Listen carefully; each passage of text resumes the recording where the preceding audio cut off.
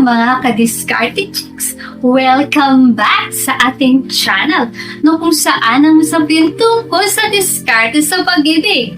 Ngayon, pag-uusapan natin ang 6 tips na paraan para layuan ka o ayawan ka ng babae.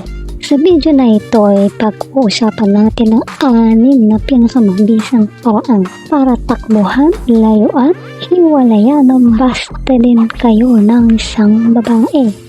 Jowa o jojowain nyo pa lamang. Narito sa 6 na ito ang garantisado 100% na sobrang epektibong paraan. Kaya panoorin ninyo ito hanggang sa dulo. Pero bago tayo mag-umpisa, shoutout nga pala sa'yo Rain Yap at sa'yo Public Info. Maraming salamat sa patuloy na suporta sa panonood ng aking mga videos. Tara na at simulan na natin.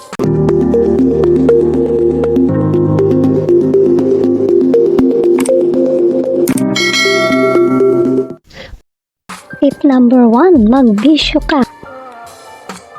Mga guys, kasama na dito ang lahat ng masasamang bisyo tulad ng paninigarilyo, paglalasing, pagsusugal, pambababae, panlalaki, pag-aatik at iba pang hindi ka nais na bisyo. Alam kong hindi madaling alisin ang ilang bisyo katulad ng paninigarilyo, pero isipin nyo rin naman ang kalusugan namin bilang partner nyo. Baka kami magkasakit pa tayo sa paninigarilyo ninyo. At sino ba namang babae ang gustong humalik sa lalaking amoy imbor na lambunganga? Tapos hahaluan nyo pa ng alak. Naku, isang perfect na recipe yan para ibasura na kayo ng babae. Sigarilyo at alak pa lang guys. Paano pa kung adik kayo sa pinagpapawal na droga? Kapag nalaman ng babae yan, malamang lalayuan na kayo niyan. Kasi ang iisipin kaagad namin, yung aming safety at baka matamay pa kami sa kalokohan ninyo. Makulong pa kami. Kaya guys, kung may ganyang bisyo kayo at ayaw nyong tanggalin yan, huwag na kayong magtaka kung hihiwalayan na kayo ng jowa ninyo o hindi kayo sasaktin ng nililikawan ninyo. Alam na. Number 2, magpakatamad ka. Mga ka-discarded chicks, isa sa pinakamabilis na paraan para ayawan ka o hindi ka sagutin ng babae ay kapag nalaman nilang wala kang hanap buhay o nakatambay ka lang palagi at wala kang pagsusumikap na magkaroon ng matinong pagkakakitaan. Kung may jowa ka naman at bigla kang nawalan ng trabaho at wala kang effort na maghanap muli o tinatamad ka, malamang kapag pinagpatuloy mo ang ganyang attitude sa buhay ay bilang na ang araw mo sa kanya. Isipin nyo guys, gaganahan ba ang babae makipag-date sa inyo kung wala ka namang pang-date? Maaaring sa mga ilang beses ay pwede kang ilibre ng jowa nyo. Pero syempre kung palaging ganyan na lang, hindi ka niya nakikita ng pagsusumikap para magtatrabaho.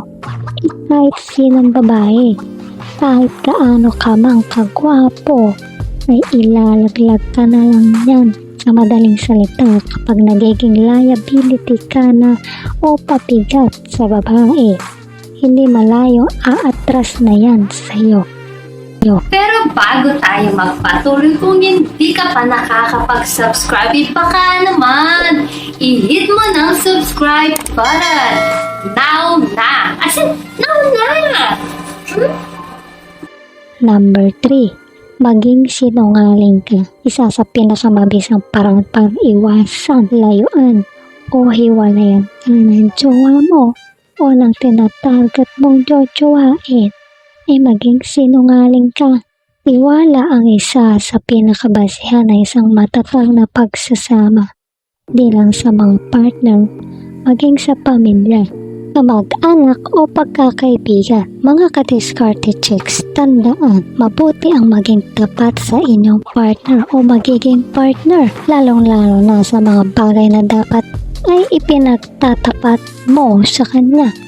mga bagay na sa tingin mo ay dapat niyang malaman. Tulad ng ang hanap buhay mo, saan ka nakatira, saan ka napupunta, etc.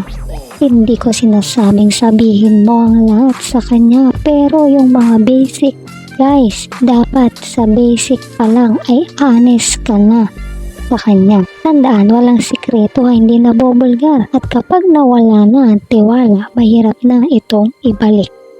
Number 4, walang oras. Guys, makinig kayo ha. Hindi ko sinabing ubusin yung lahat ng oras nyo sa amin, guys. Ang ibig ko sabihin dito, literal na halos walang oras para sa amin.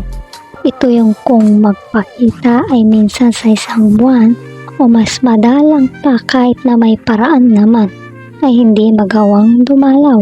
Walang effort, guys. Walang relasyon na namumuo sa walang panahong ginugugol. Kaya kung gusto mong layuan ka o ayawan ka ng isang babae, gawin mo na yan. Huwag kang maglaan ng panahon sa kanya. Number 5, ayaw kaming unawain. Yung mga babae na may mga issues o luggage sa buhay nila, tulad sa pamilya nila, sa nanay nila, sa mga anak niya, kung single mom siya o minsan sa trabaho niya. Guys, minsan gusto lang namin may makikinig sa aming mga hinaing. Kaya kung wala kang panahon para sa ganitong bagay, sigurado hindi magiging malapit sa iyo ang sinumang babae. Napakasimple nito mga ka-diskarte chicks. Makikinig lang kayo ng genuine o tunay sa aming mga hinaing sa buhay. Gusto lang namin may mahingahan kami ng aming mga sama ng loob, mga frustrations namin sa pamilya. Kaya kung hindi ka uubra sa ganitong mga drama namin, malamang hindi rin tatagal ang relasyon. Pero bago tayo magpatuloy, kung hindi ka pa nakakapag-subscribe, baka naman i-hit mo ng subscribe button. Now na! As in, now na! Number 6, utangan mo siya. Guys, ito ang numero 1 mabisang paraan para layasan ka ng jowa mo.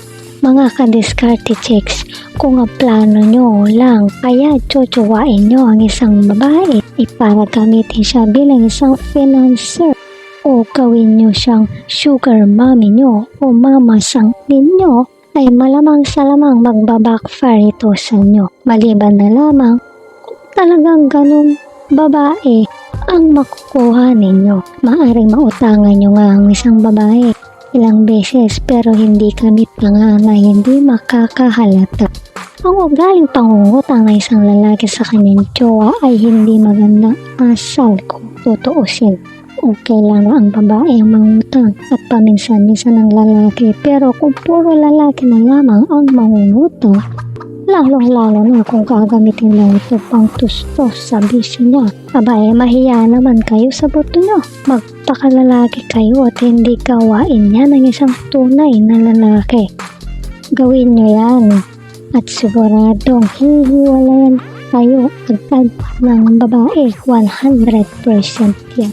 Tandaan nyo, bukod sa third party, ang susunod ay ang issue ng alitan sa mag-asawa o mag-partner ay ang pera.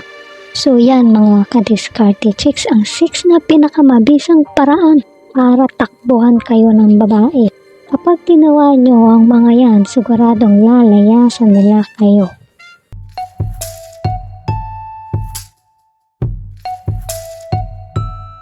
Kung nagustuhan mo ang video na ito, huwag kalimutang mag-like, share at subscribe para sa iba pang useful na content. Maraming salamat sa panonood. Hanggang sa susunod na video, ingat kayo palagi. Let's spread love.